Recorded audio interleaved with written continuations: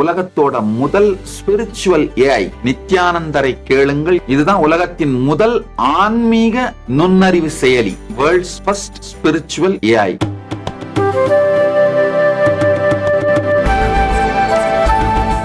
Lieutenant General K.S. Brar, AVSM, GOC, Dakshin Bharat area.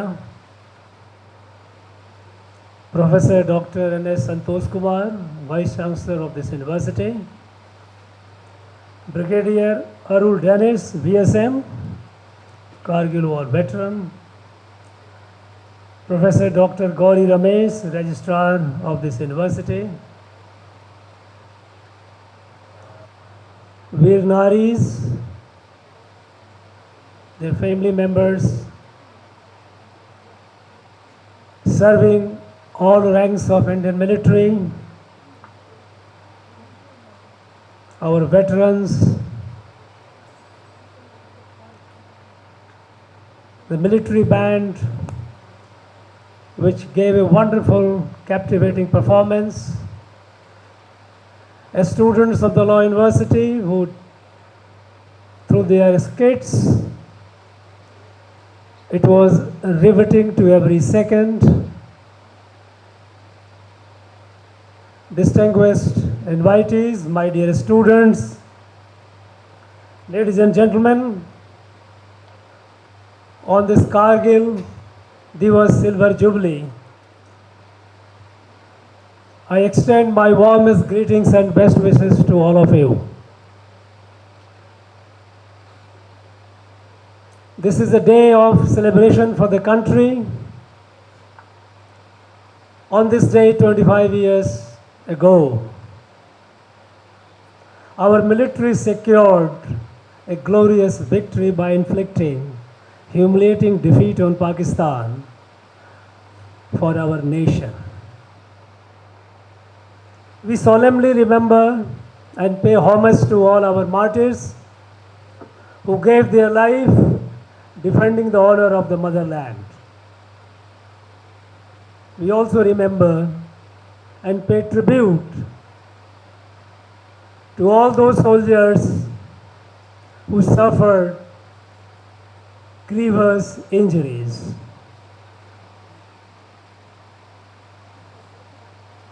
Of course, we do remember with pride their CEOs and other commanding officers who led the military from the front. Friends, this day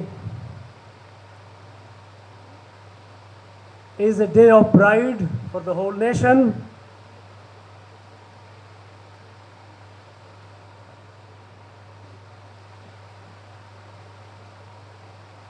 This victory that our military secured for the nation was not the first. Pakistan suffered humiliating defeat in several wars before. 47, 65, 71, and then 99. I think Pakistan has got so much used to defeat that they have lost the sense of defeat.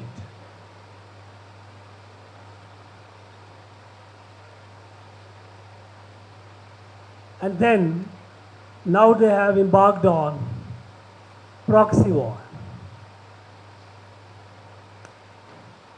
Perhaps they have become wiser that fighting the Indian military from the front is not possible, so fight it by stealth.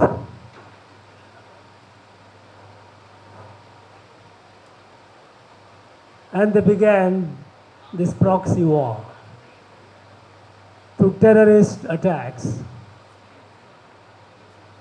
in the valleys, in other parts of Jammu and Kashmir, and in the rest of the country. We cannot forget the attack on Indian Parliament. We cannot forget when the Pakistani terrorists sponsored by the Pakistani state, came and played havoc on the innocent civilians of Mumbai. Every time India, true to her nature,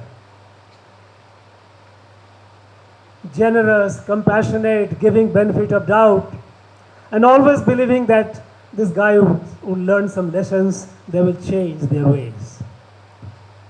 Always forgiving. But then they continue taking advantage of it. Every time, while at the battlefront, our military dealt us defeat to them. At the political level, our leadership always extended a hand of friendship and peace. But they always betrayed. We know what happened in Kargil and what preceded it. Our Prime Minister, the then Prime Minister, Sri Atal Bihari Vajpayee, took a bus journey to Lahore as a mark of friendship. He wanted to bring peace. He wanted to tell Pakistan, look, you don't have to worry, we are not here. Your enemies, change your ways. Start behaving properly. Start behaving like a decent neighbor. With such a goodwill, he went over. I don't think any political leader could ever dare do that.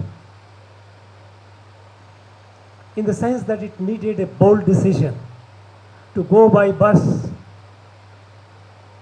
to deliver the message of peace. And while he was there, Pakistanis were planning, Pakistan military was planning what ultimately led to the Kargil war.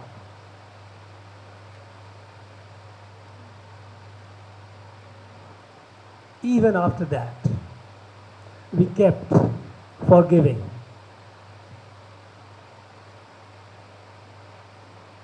"26/11" happened. Just a handful of terrorists, Pakistani terrorists,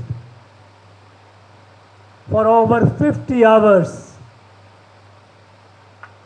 what they did, the entire nation, wreathing with anger, wreathing with a sense of revenge, watched the whole event on the TVs.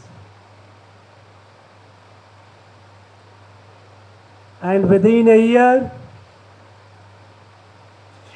our Prime Minister meets the Pakistani Prime Minister in Sharm el-Sheikh and says, let's have peace, both countries are victims of terrorism. I think that again was, that excessive overture of peace was a mark of weakness.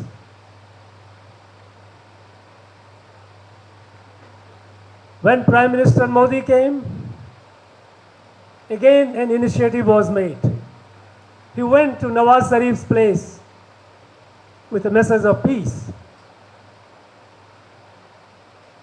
And immediately thereafter, Pathankot happened. And then our country decided, the present leadership decided, no more talk, we must have a clear sense of enemy. Because one reason why we suffered in the past, suffered in the sense that we kept defeating, but it came at a cost. We lost so many of our precious lives. Why? Because we didn't have a sense of enemy. Whether Pakistan was an enemy or not, if it was an enemy, it had to be dealt with like an enemy. Why we kept moving forward with a olive branch, saying that let's have peace. Aman ki asa. We all want peace, but we know that the peace doesn't come by mere asking. And after Pathankot, decision was no more. And then after Uri, what happened we all know. We hit them hard within their own territory, way inside. We did surgical strikes, we did air strikes. And the message was loud and clear that you cannot just keep displaying this toy of tactical nuclear weapon. That is not acceptable. We can destroy you many times over. Pakistan can be erased from the map of the earth. This much capacity our military has. Again, they have started gearing up their terror machines, and we keep hearing some cases here and there in Jammu. It is their old habit, and I think at appropriate time they will get the cost, they have to pay the cost of it. Today, our military is far more capable. 25 years ago when we fought, then the hero of the war, the general who led it, he said, we are fighting with what we have. Today we have much, much more than what they have. Today our Indian military is equipped much better. We are much better prepared in every domain of war. Be it on the land, be it on the water, be it under the water, be it in the sky, be it in the space, or be it in the cyber domain. In every domain, we are far, far ahead. Today, with our Atmanirbharta mission, with the self-reliance in military, in the defense sector, we are moving forward with confidence, and our defense production has increased many-fold. In the last year, the year 2023, our defense production has crossed 140 lakhs dollars. Our defense export, we have started now exporting defense wares to others. Earlier, we had the distinction, and of course we are still not fully independent, but we had the dubious distinction of being the largest importer of defense wares in the whole world. It was a matter which was not to be very proud of. Such a large country with such a large pool of genius, we didn't manufacture many things that we needed. Today, we know this national defense is the function of not only military but the entire country. And today, with the full cooperation of the private sector, today our defense export has increased. It is increasing year by year. In the 2022, while we had about 15,000 crore export, this year it is over 23,000 crore exports. Our target is much higher. By 2030, we wish to achieve much, much more. There are many things that we have committed, our military has committed, we will not import, we will make it here. We cannot outsource our national security. We cannot depend forever on things made by others. We have to have our own. And that is what our now industry, our scientists, technologists, they are now delivering us. You must have, the students might not be aware. A few years back, we developed, to secure even our space assets, we developed capability, anti-satellite capability. Today we are equipped for network-centric warfare. It is not just a warfare of what it used to be in the past. It is a network-centric warfare. Sensor to shooter. It has to be networked. Today we are. And in that network, our space assets were very, very important. And we were vulnerable. There are few countries in the world, very few countries, which have the capability of anti-satellite. And then we developed it. In 2018, we achieved that. We demonstrated to the world that if any country, any adversary thinks of toying with the idea of destroying or taking on our space assets, it will come with a heavy cost. Our long-distance missiles, Agni series, we can reach in the womb of our farthest enemy. We have no problem. We have no doubt about it. Only other day you have read in the paper, AD2, Advanced Defense Area, anti-ballistic missile capability, intercontinental ballistic missile capability. We have tested it successfully in every field. We are moving forward and moving forward with resolve. Our military is structurally getting more integrated, because today the war is not a one domain war. It is multi-domain. And so we are moving forward towards theater command, integrated warfare. In the cyber domain, we are one of the top ranking, the front ranking in the world. Every field, we are moving forward.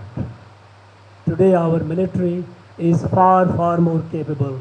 And with the nuclear triad, with our Arihant in operation, I don't think even the mightiest country in the world can even think of escalating a war with this country, because then the destruction is assured. This confidence with which our military is moving forward is the confidence that nation gives it to.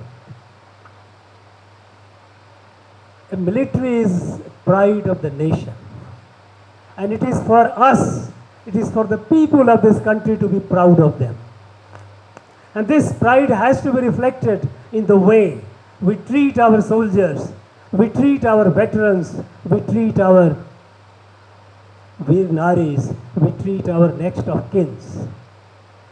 And here comes the role of the civil society, the people looking after our veterans. When they come back to the civil life. The problems that they face, it is our collective responsibility to address those problems, to make them feel proud, to make them feel that, look, we are here to take care of you. We are here to stand by you. And believe me, these veterans are not dependent on anyone.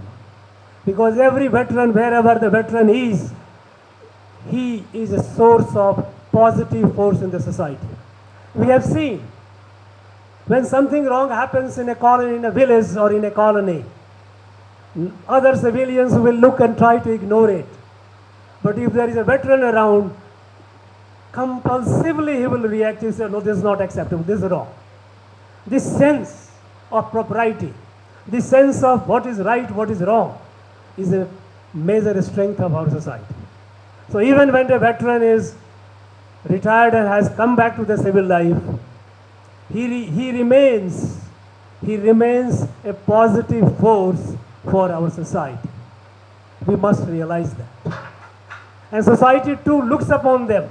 I have seen in our own state, Tamil Nadu, what all good works our veterans are doing. It makes me feel proud. It makes all of us feel proud.